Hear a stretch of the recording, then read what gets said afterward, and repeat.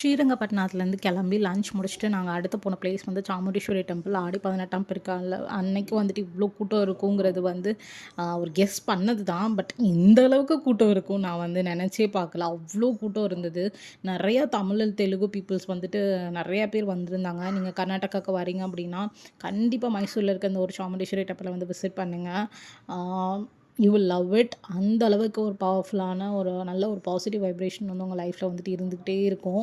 So ஒரு time வந்துட்டிங்கனாலே வந்து திரும்ப திரும்ப நீங்கள் அடிக்கடி வருவீங்க. நான் எத்தனை தடவை வந்திருக்கேன்னு எனக்கு ஞாபகமே இல்லை. நான் கவுண்ட்லெஸ் டைம்ஸ் வந்து நான் வந்திருக்கேன்.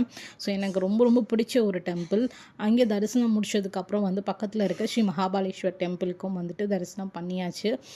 அங்கேருந்து வந்துட்டு அடுத்து வந்துட்டு நாங்கள் எங்கேலா போகலாம் அப்படின்னு சொல்லிட்டு ஒரு டயலமாவிலே இருந்தது. சரி வந்து வேர்ல்ட் ஆஃப் மைசூர் பாக் கடை வந்து வழியில் பார்த்தனால என்னோட கொழுந்தன் வந்து அங்கே வந்து கண்டிப்பாக வந்து மைசூர் பாக் வாங்கணும் அப்படின்னு சொல்லிட்டாங்க. பட் எனக்கு அந்த வேலை அங்கே இல்லை. அதனால் மைசூர் சில்க்கோட ஃபேக்ட்ரி அவுட்லெட் வந்து பக்கத்துலேயே இருந்தது. அங்கே வந்து குட்டியாக வந்து 2 சாரீஸ் வந்து நான் வந்து ஷாப் பண்ணியிருந்தேன். அது வந்து இன்னொரு ஒரு வீடியோவில் வந்து நான் ஷேர் பண்ணுறேன். எல்லாமே முடிச்சுட்டு நாங்கள் வந்து வீட்டுக்கும் வந்து கிளம்பிட்டோம்.